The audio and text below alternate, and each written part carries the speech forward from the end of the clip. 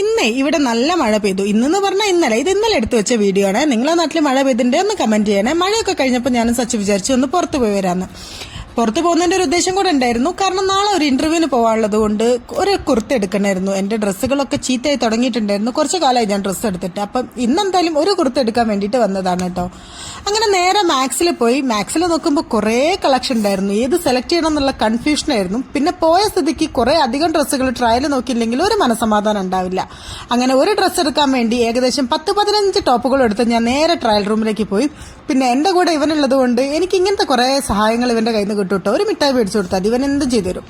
അങ്ങനെ ഞാൻ കുറെ കുർത്തകളൊക്കെ ട്രയൽ നോക്കി. ലാസ്റ്റ് ഫൈനലായിട്ട് ഈ ഒരു കുർത്ത വാങ്ങിയിട്ടോ. പിങ്ക് കറക്റ്റ് ഫിറ്റിംഗ് ആയിരുന്നു. അങ്ങനെ അതൊക്കെ വാങ്ങി ബില്ലൊക്കെ അടിച്ചിട്ട് നേരെ ഓപ്പോസിറ്റ് നോക്കിയപ്പോഴുണ്ട് സുഡിയോ.